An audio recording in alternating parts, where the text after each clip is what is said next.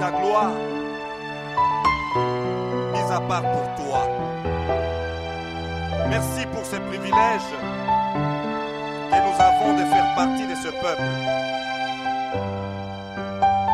Seigneur, nous n'avons rien fait pourtant.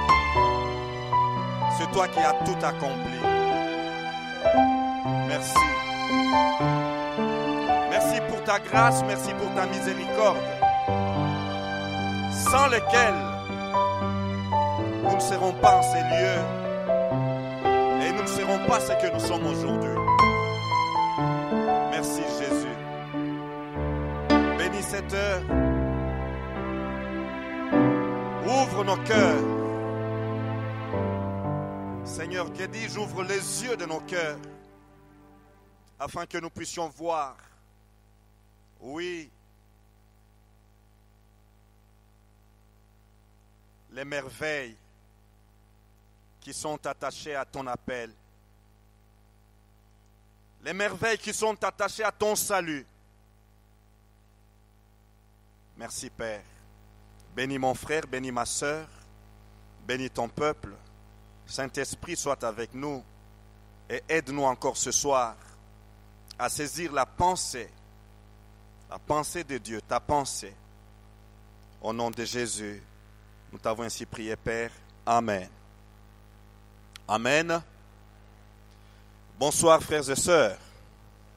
Oh là là, il y a des amis, des frères et sœurs qui sont vraiment dans le noir là-bas. Est-ce que vous ne pouvez pas approcher vers la lumière?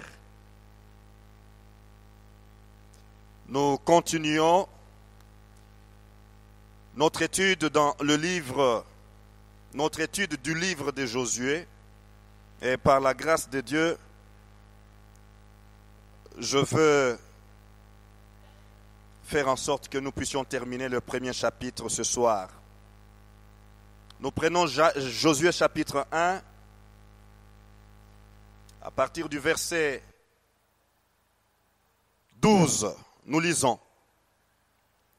Josué dit aux Rubénites, aux Gadites et à la demi-tribu de Manassé.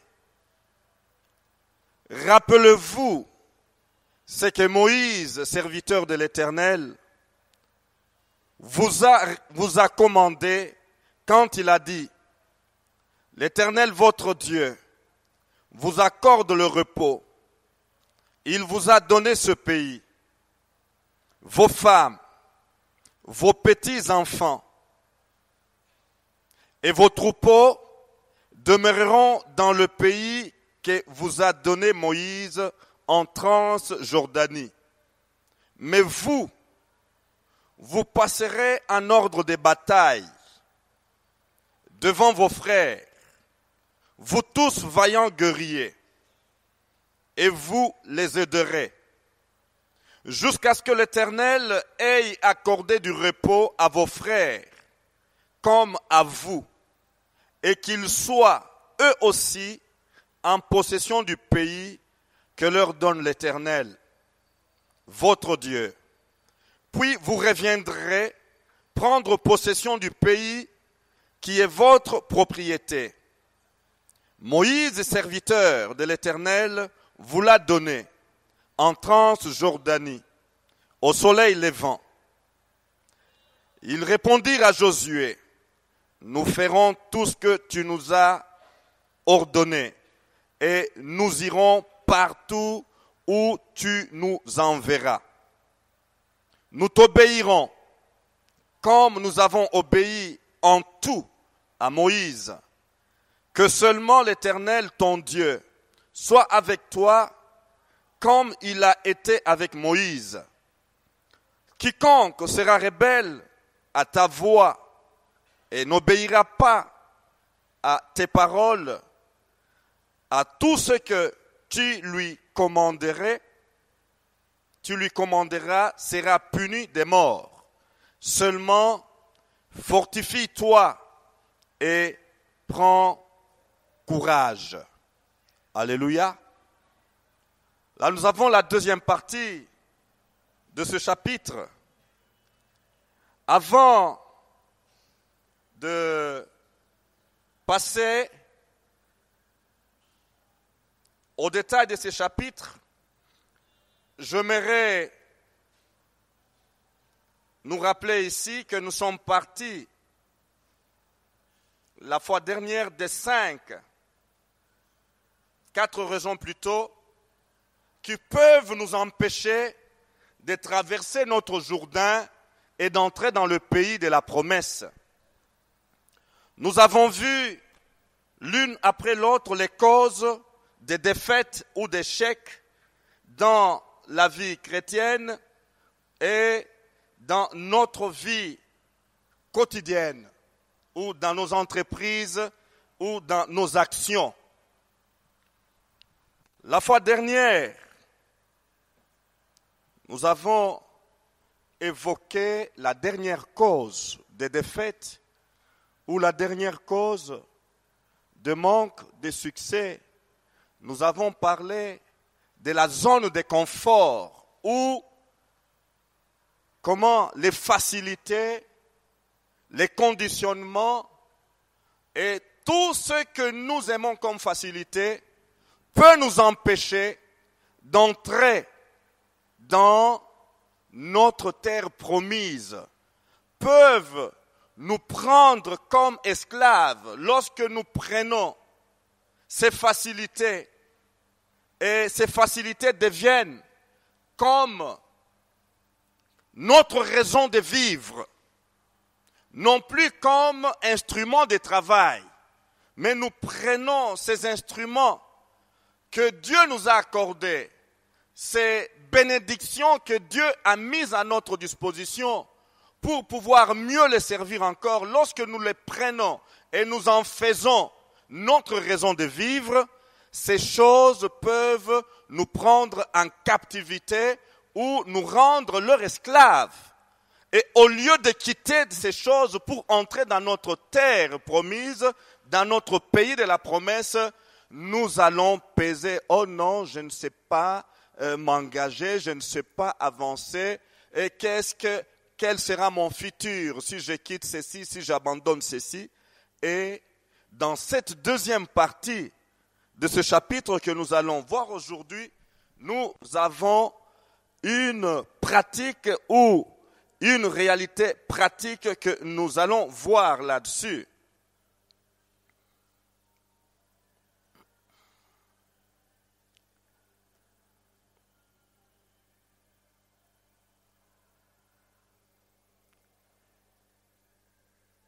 Nous avons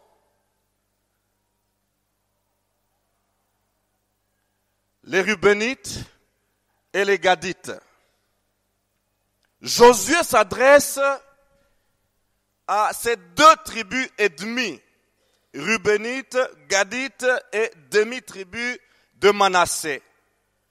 Pourquoi s'adresse-t-il rien qu'à ces 2 tribus ennemies et non pas à toutes les 12 tribus dans ces chapitres? Et voilà Nombre 32, chapitre 1 à 2, nous dit quoi? Les Reubenites et les Gadites avaient un cheptel nombreux et très important. Ils virent que le pays de Yaézer, le pays des Galades, était un lieu favorable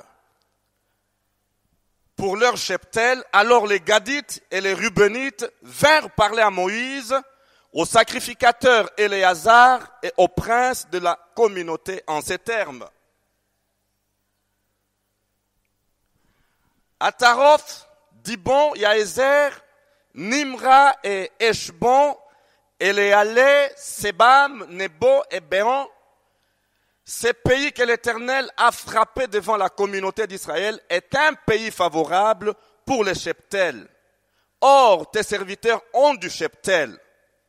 Ils dirent, si nous pouvons obtenir cette faveur de ta part, que la possession de ces pays soit accordée à tes serviteurs et ne nous fais point passer le Jourdain. Vous suivez? Et ne nous fais point passer le Jourdain. Zone de confort.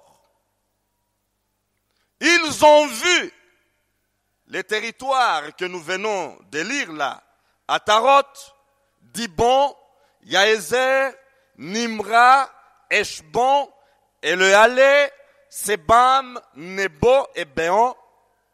Ces pays que l'Éternel a frappés devant la communauté d'Israël est un pays favorable pour le cheptel, les affaires, l'économie, le social.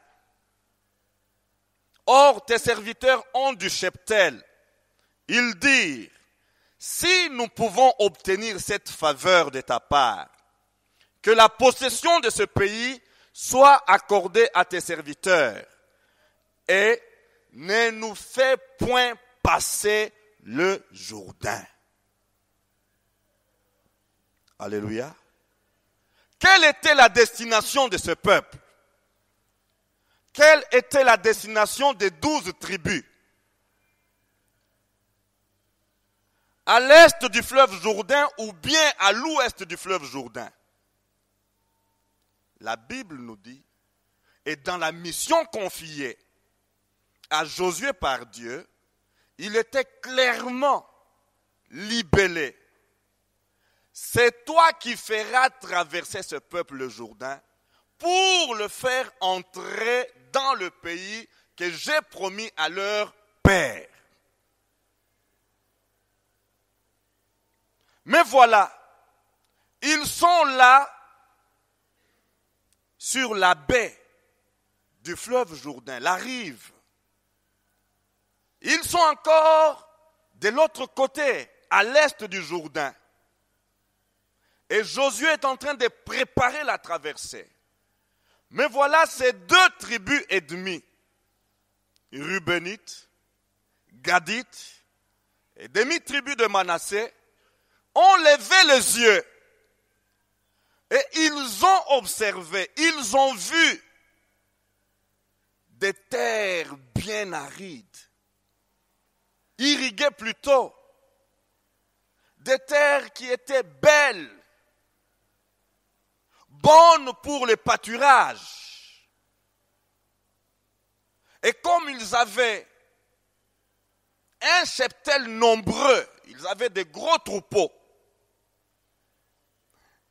ils vont trouver Moïse. Moïse, regarde ces territoires-là que l'Éternel a fait de posséder à ces communautés-là païennes sont des très bonnes terres. Et ces terres sont favorables pour les cheptels que nous avons. Alors, Moïse, s'il te plaît, ne nous fais point traverser les Jourdains. Vous réalisez la demande? Mettez-vous à la place de Moïse, qui connaissait la volonté de Dieu pour son peuple. Mais le peuple connaissait aussi sa destination. À cause de ce que ses yeux, les yeux du peuple, ont vu, le peuple change de cap. Le peuple n'a plus les yeux tournés vers l'autre rive du Jourdain. Le peuple a abaissé ses yeux sur la rive droite du Jourdain. Moïse, écoute, laisse-nous s'il te plaît. C'est vraiment merveilleux ce côté ici. Et puis ça va être une bonne chose pour nos affaires. Nous préférons rester de ce côté. Voilà la zone de confort. Et voilà une réalité des enfants de Dieu qui connaissent l'appel, qui connaissent leur destination. Là où Dieu les amène, là où Dieu les a appelés. Mais pour des raisons matérielles, pour des raisons financières, pour des raisons de garantie sociale. Moïse, s'il te plaît, ne nous fais point traverser le Jourdain. Frère, Dieu n'est pas dictateur. Alléluia. Nous devons nous rassurer de ça. Le Dieu que nous servons n'est pas dictateur. Et c'est ce que cette histoire nous révèle.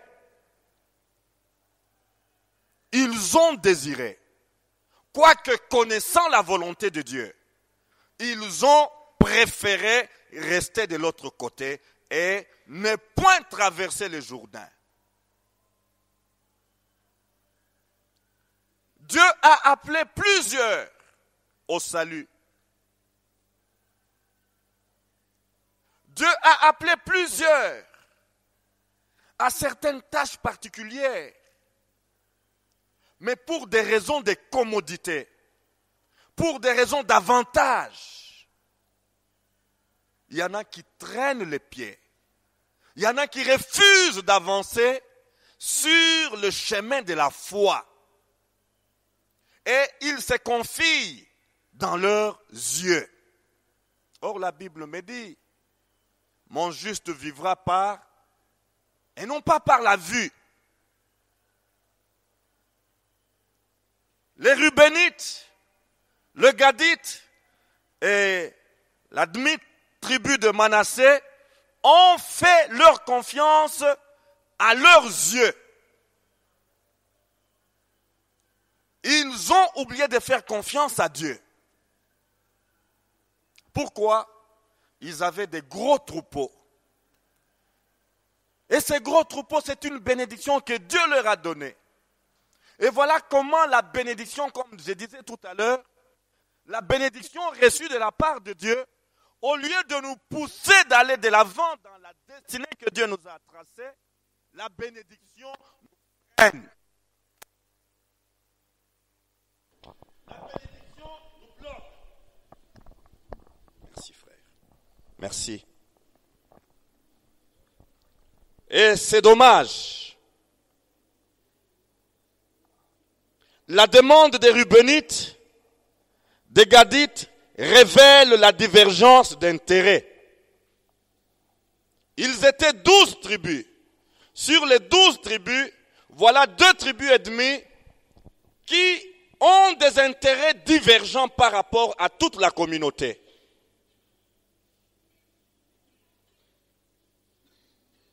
Frères, nos intérêts déterminent notre fidélité à Dieu ou notre infidélité à Dieu.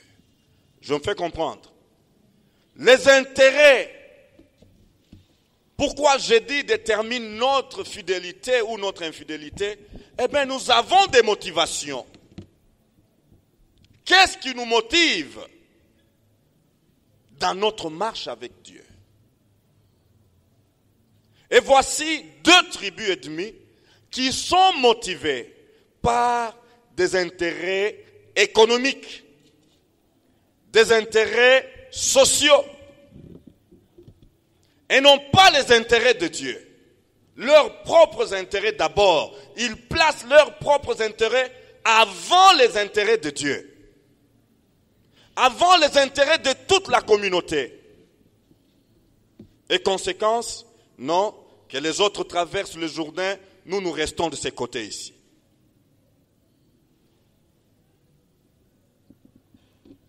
La famille d'enfants d'Israël unis au départ dans une vision commune. Quelle vision commune? Entrer dans le pays de la promesse. Alléluia. Telle était la vision du départ. Et telle était la vision que Dieu a donnée à Josué. Quel est l'aboutissement de ta mission? C'est entraîner toutes les 12 tribus dans le pays de la promesse. Le faire traverser le Jourdain. Et nous arrivons là où nous constatons que les intérêts divergent. 2 ou 3 personnes sur 12 disent non, écoutez, nous pensons que nous sommes mieux ici. Ça ne nous intéresse plus de traverser. Frères et sœurs, voilà, traverser le Jourdain et prendre possession de la terre promise est bipolarisé. Cette vision est bipolarisée. Raison de la demande, c'est quoi? Pâturage favorable à leurs nombreux troupeaux. On s'intéresse plus aux affaires privées et non plus aux intérêts de Dieu. Entrer dans le pays que Dieu nous a destiné.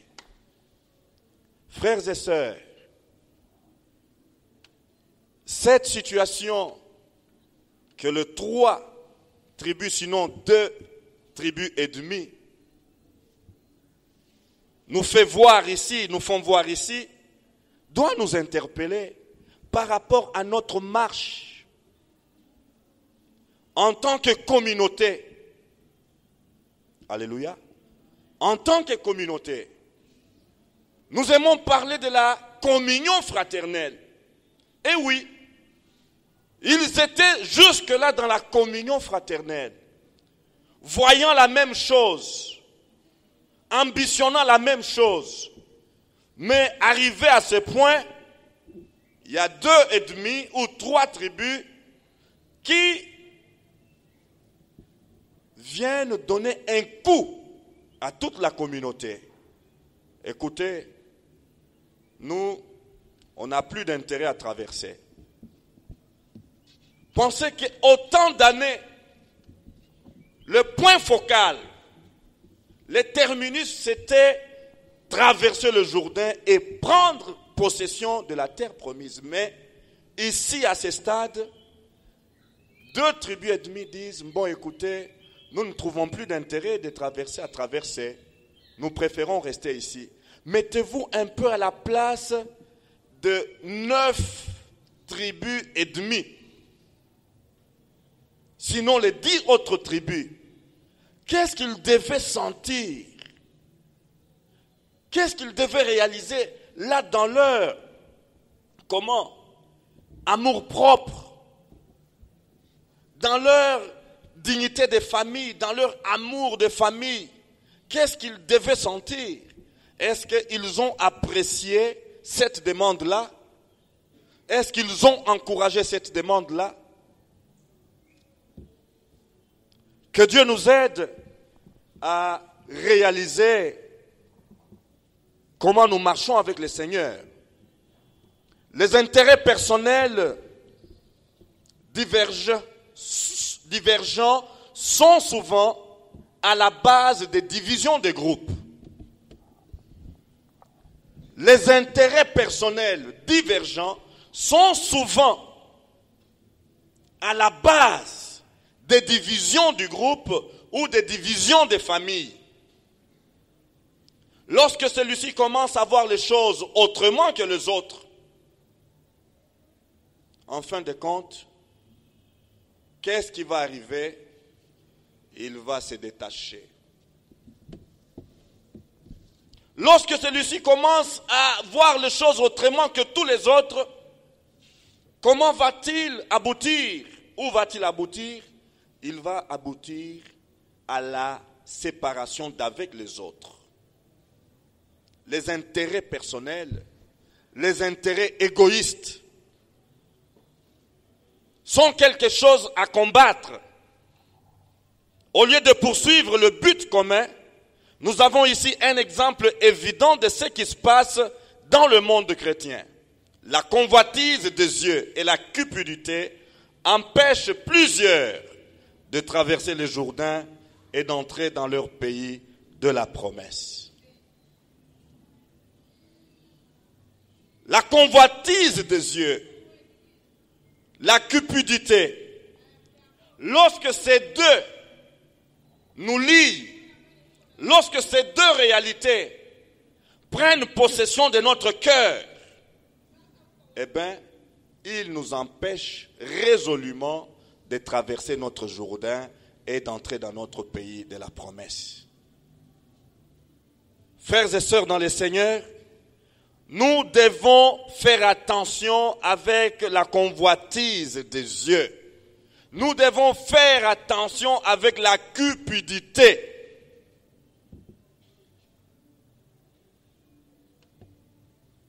Ils ont vu cette terre et directement leur cœur a brûlé. Ah, c'est comme l'Égypte. C'est-à-dire quoi? Ils voient comment le Nil et tout ce qu'il y avait comme irrigation tirée à partir du fleuve Nil faisait de l'Égypte une terre de bon pâturage, une terre de culture. Alors ils ont dit, c'est comme le jardin de l'Éternel, ces côtés-ci. Pas la peine de traverser. Les yeux. Les yeux. La convoitise. La cupidité. Ils nous empêchent de vivre l'aventure de la foi. Or, dès l'introduction, nous avons dit que le livre de Josué, c'est une aventure de la foi. Alléluia. C'est une aventure de la foi. Mais voici 2 tribus et demie qui font quoi? Qui ne veulent pas marcher par la foi, mais qui veulent marcher par la vue. Qui veulent suivre les réalités que le monde leur offre.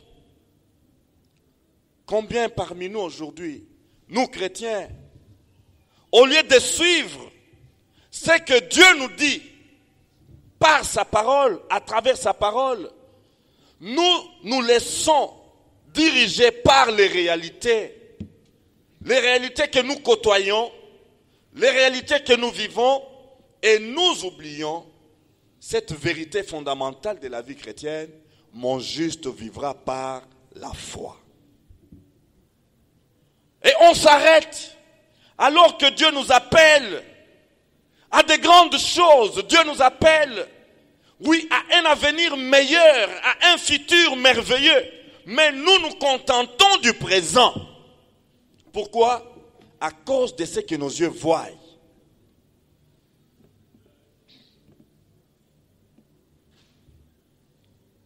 Alléluia. Frères et sœurs, je me dis, lorsque on cesse de faire confiance à Dieu, lorsque on fait plus confiance à ses yeux, à ses sens, à sa logique, à son raisonnement, eh bien, on ne verra plus s'accomplir les promesses de Dieu dans sa vie. On n'entrera pas dans le succès que Dieu a préparé pour nous. On ne verra pas ces grandes choses que Dieu a préparées pour nous. Pourquoi? Parce que nous nous sommes dit, ah, le meilleur c'est ce que je vois aujourd'hui. Or, le meilleur, c'est ce que le futur nous prépare par la foi. Alléluia. Mais réalisons là où nous sommes aujourd'hui. C'est par la foi qu'ils ont marché. Alléluia. C'est par la foi qu'ils ont marché. Et nous sommes aujourd'hui bénéficiaires de cette marche par la foi. Des cas sont les gens, des exemples sont les gens. Des gens qui sont partis par la foi répondre à l'appel. Ils ont accepté de traverser leur Jourdain par la foi. Conséquence, lorsqu'ils ont traversé leur Jourdain, les meilleurs les attendaient de l'autre côté du Jourdain. Alléluia. Les meilleurs nous attendent de l'autre côté du Jourdain. Mais si nous nous contentons du bien d'aujourd'hui, nous n'aurons pas les meilleurs qui nous attendent de l'autre côté. Que Dieu nous aide. Que Dieu nous aide. Fuyons la convoitise des yeux. Tout ce qui brille n'est pas l'or. Alléluia. Tout ce qui brille n'est pas l'or. Tout ce qui est beau n'est pas bon. Alléluia. Tout ce qui est beau n'est pas bon. Mais si vous demandez à Dieu, Seigneur, je veux ça, donne-moi ça, il n'est pas dictateur. Il ne va pas vous imposer, il va vous laisser vous contenter de ce que vous lui avez demandé. Et c'est ça, notre Dieu. Ils ont demandé, quoique Moïse, sachant la destination définitive, la destination finale, Moïse va céder à leur demande.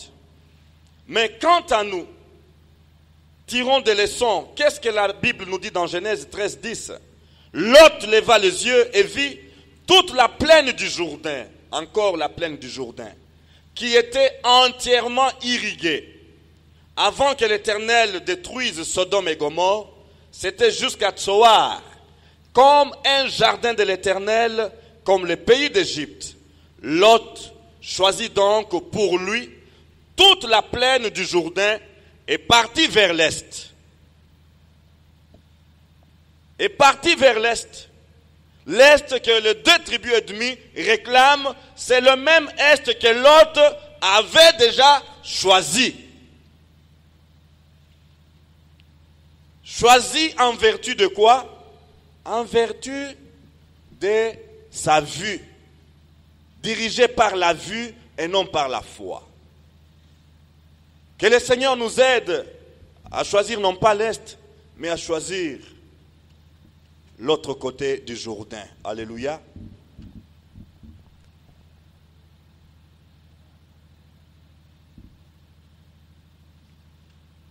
La Bible condamne la convoitise et la cupidité.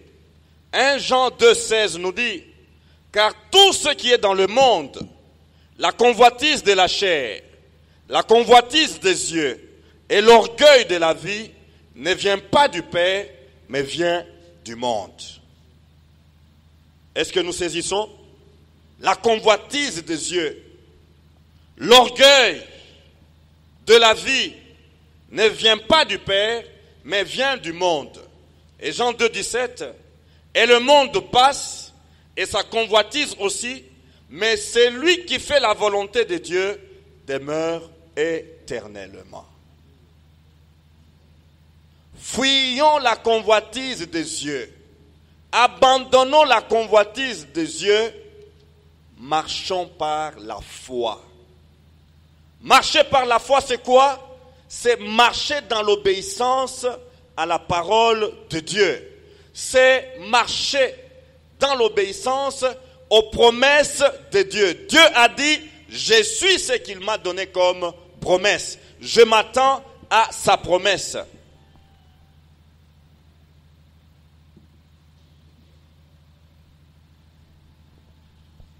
La cupidité, le désir de posséder éloigne de la foi. 1 Timothée 6,10 nous dit, car l'amour de l'argent est la racine de tous les maux, et quelques-uns, pour s'y être adonnés, se sont égarés loin de la foi. Dans un sens large, par l'amour de l'argent, nous pouvons voir tout ce que l'argent peut apporter comme facilité, comme commodité, comme avantage. Lorsqu'on s'attache à toutes ces choses-là, donc notre zone de confort, on s'éloigne doucement mais résolument de la foi. Et la Bible nous dit, quelques-uns, pour s'y être adonnés, se sont égarés loin de la foi et se sont infligés à eux-mêmes bien des tourments. Et ça, c'est évident. Lorsque on quitte la volonté de Dieu, lorsque on fuit la volonté de Dieu, lorsque on s'éloigne de la volonté de Dieu, plus de paix, plus de sérénité, plus de calme, c'est les tourments. Je me fais comprendre. Tant que tu n'es plus dans la voie de Dieu, tant que tu refuses de suivre la volonté de Dieu, mon frère, ma soeur, qu'est-ce que tu vas connaître? Tu ne vas pas connaître la paix. Tu ne vas pas connaître le calme. Tu ne vas pas connaître la sérénité. Tu auras comme expérience que tu vas vivre les tourments, les troubles. Souvenez-vous comment notre évangéliste et missionnaire Jonas a vécu sur la mer alors qu'il s'était caché. La Bible nous dit qu'une tempête a soufflé sur la mer. Et le navire, qu'est-ce que le navire a vécu? A frôlé le naufrage. Et Jonas dira, jetez-moi dans la mer et la paix, le calme reviendront. Lorsque nous fuyons la volonté de Dieu, lorsque nous quittons la volonté de Dieu, nous pouvons essayer de calmer la conscience. Nous pouvons, par mille et une choses, essayer de faire taire le Saint-Esprit qui nous parle. Eh bien, nous n'aurons pas de paix, la vraie paix. Nous n'aurons pas cette paix-là. On peut avoir une paix momentanée, une paix factice, mais dans le fond, c'est les tourments. Et ceux qui se sont éloignés de la foi se sont infligés à eux-mêmes bien des tourments.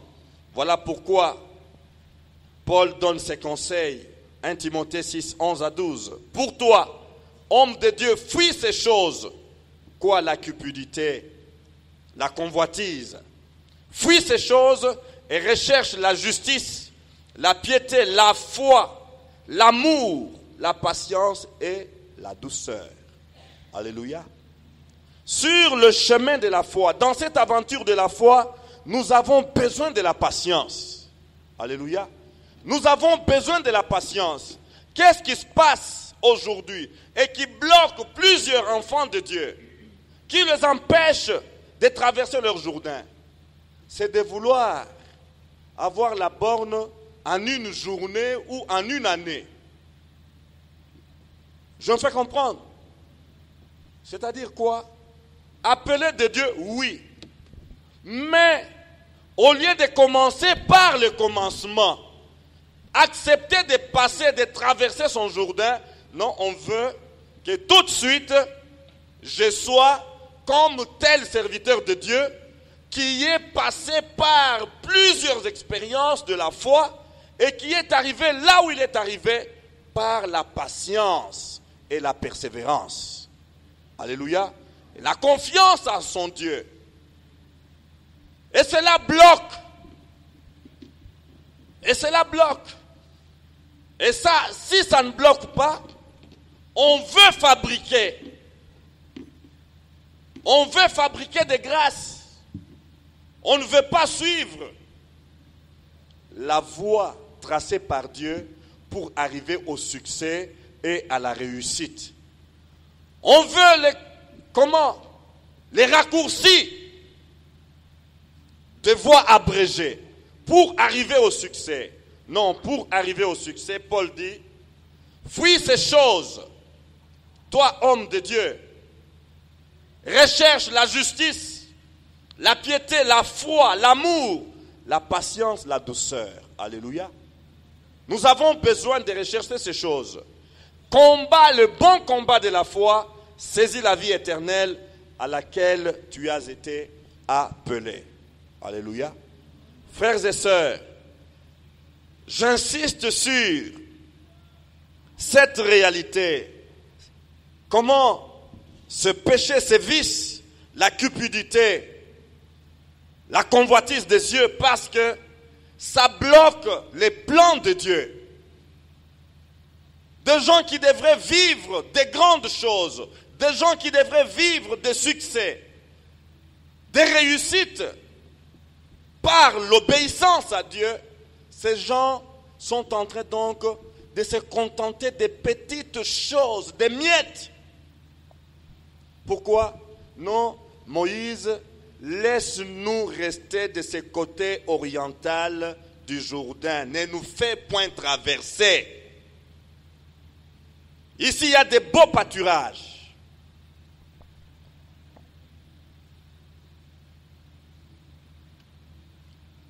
Et quelle est l'attitude de Josué? C'est là ce que nous avons lu ici. Il est exigeant, Josué, vis-à-vis des Rubénites, des Gadites et de la demi-tribu de Manassé. Verset 13.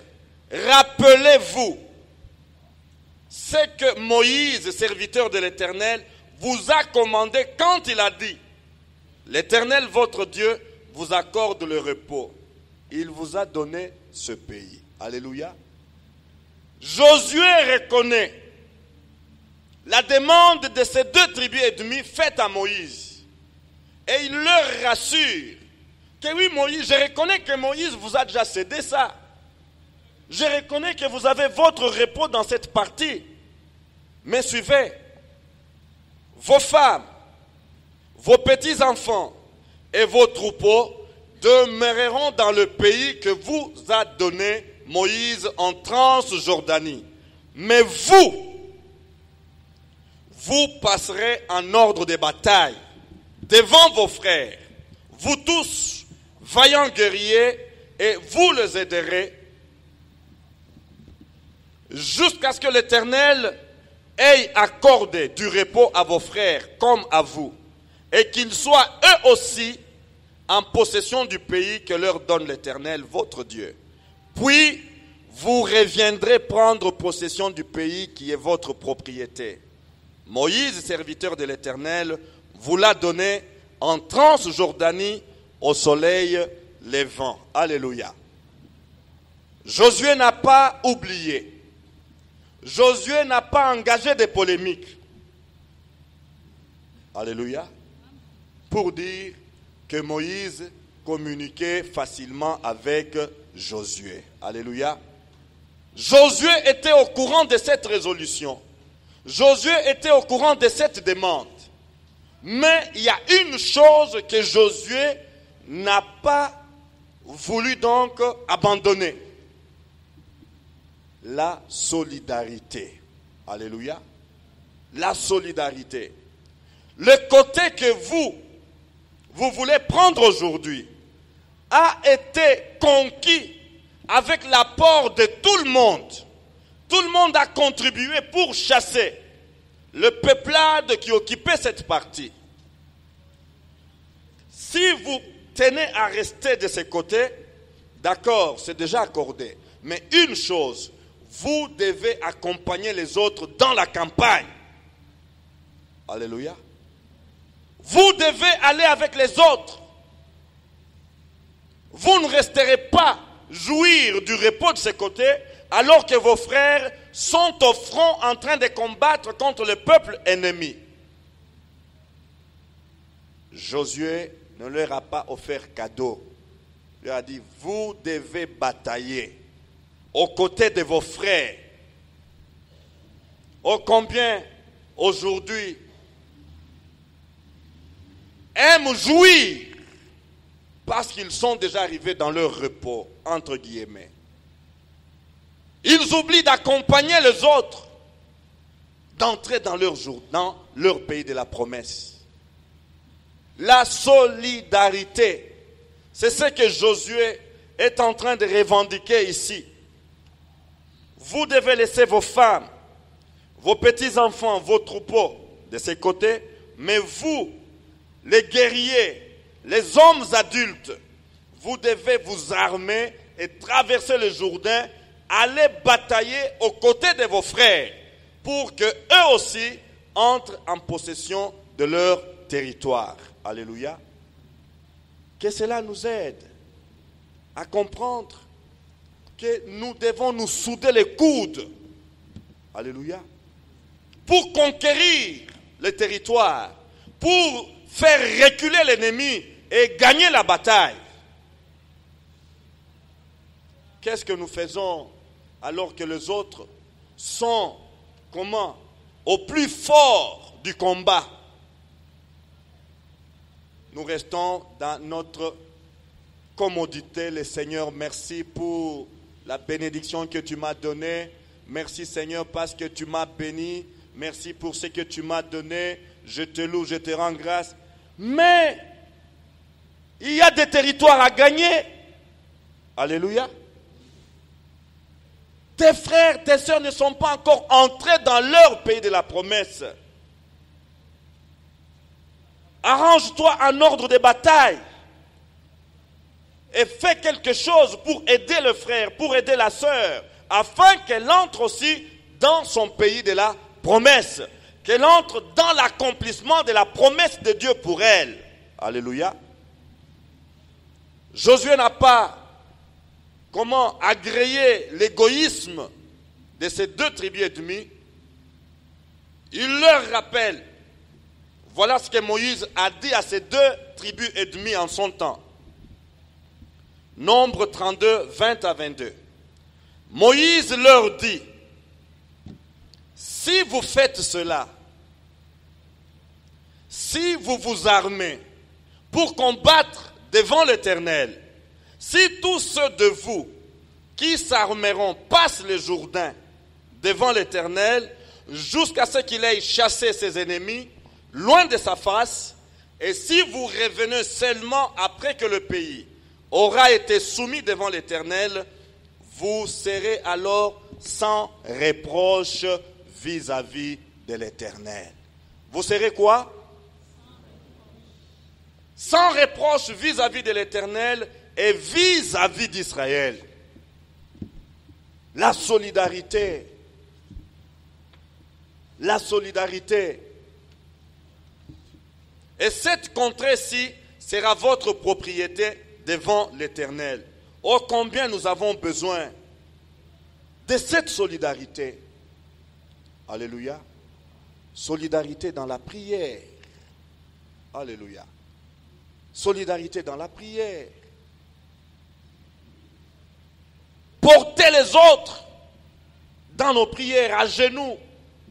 Seigneur, tu vois tel frère. Tu as un plan merveilleux pour lui.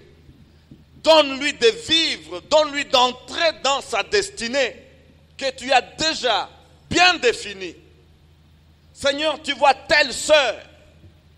Aide-lui, Seigneur. Aide-la à entrer dans sa destinée que tu as déjà définie. Alléluia.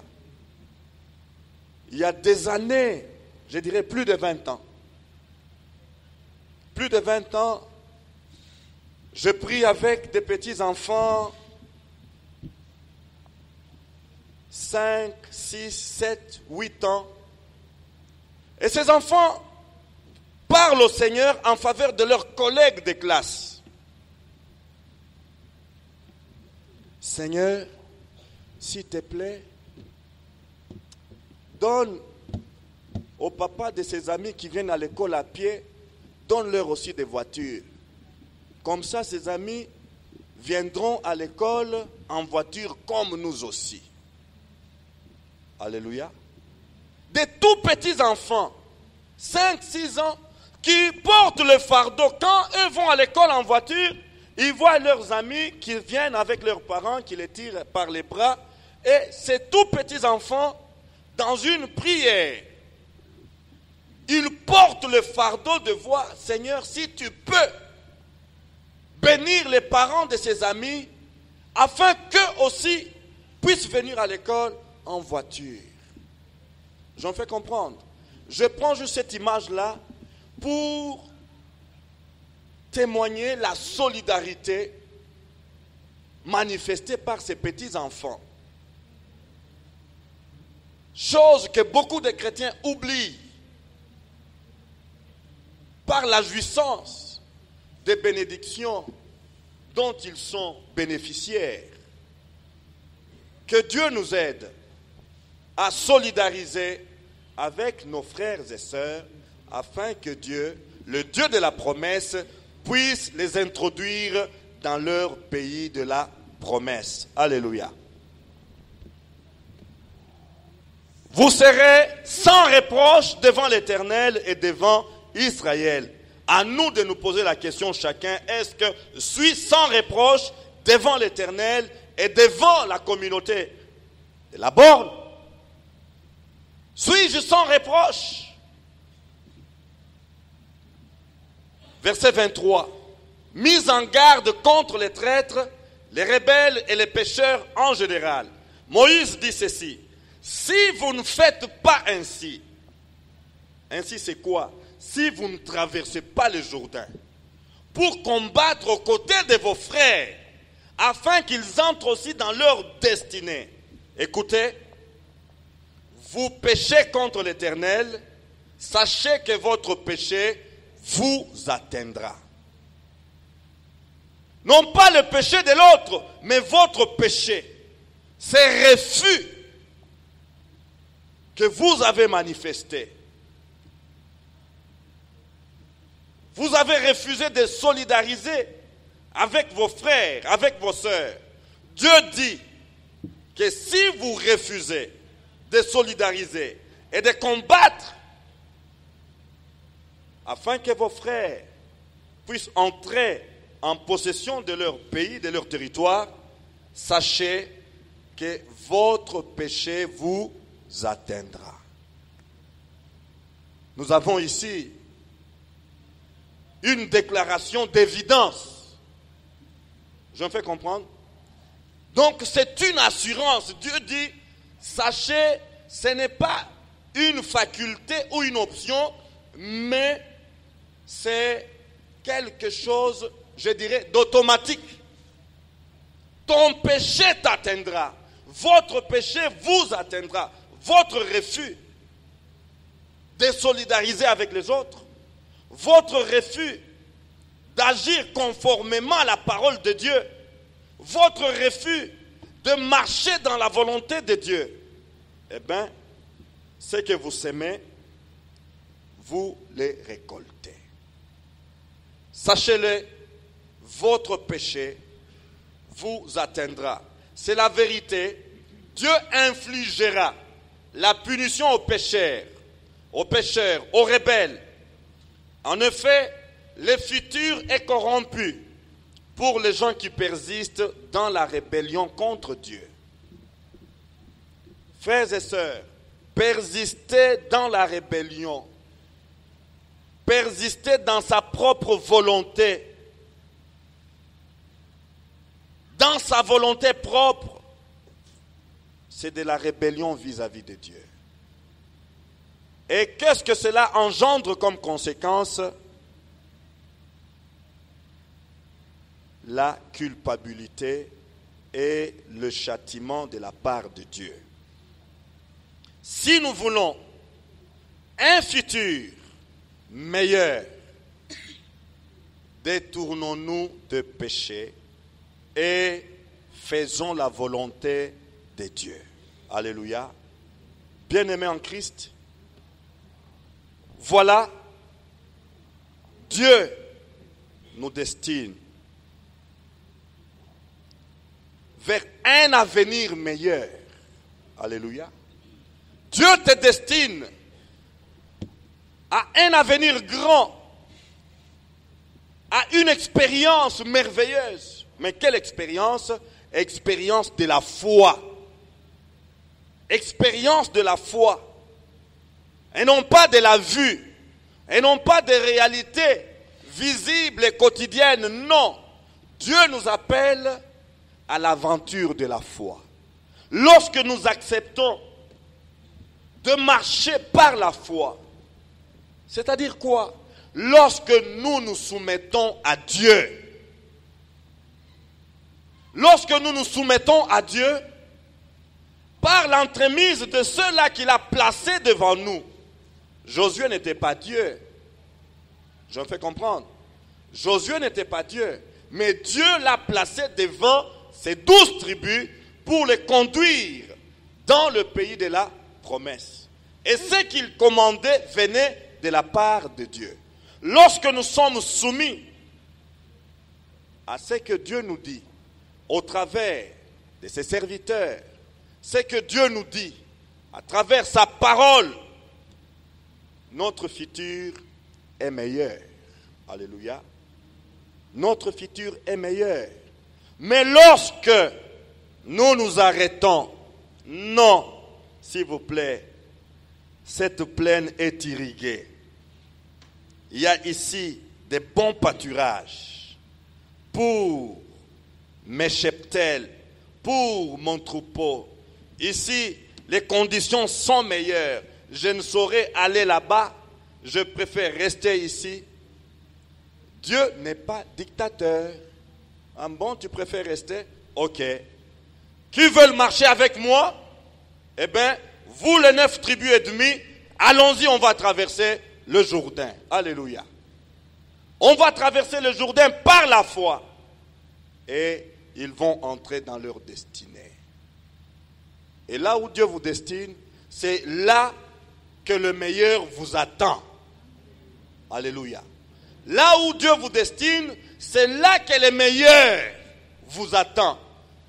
Vous vous contentez de l'est du Jourdain, vous allez trouver un simulacre de bonheur, un simulacre de succès, simulacre de réussite. Mais si vous acceptez par la foi et la soumission à Dieu de traverser le Jourdain, eh bien, vous allez vous demander, Seigneur, je ne pouvais pas le croire. Oh, Seigneur, ce n'est pas possible. Est-ce que c'est moi ou bien c'est une autre personne? Qu'est-ce qui arrive? Peu avait fallu pour que je refuse de traverser le Jourdain. À cause de ce que j'avais comme semblant de bonheur. Non, notre bonheur n'est pas ici-bas sur terre. Notre bonheur, c'est au ciel. Alléluia. Vivons sur cette terre comme des pèlerins. Alléluia. Comme des pèlerins, comme des voyageurs, en route vers le ciel. Alléluia. En route vers le ciel. Notre destination finale, c'est la maison du Père. Lorsque nous comprenons ces choses, frères, nous serons patients. Alléluia. Nous allons rechercher la justice. Nous allons rechercher la piété pour ne pas rater d'entrer dans cette Jérusalem céleste. Nous baissons nos têtes.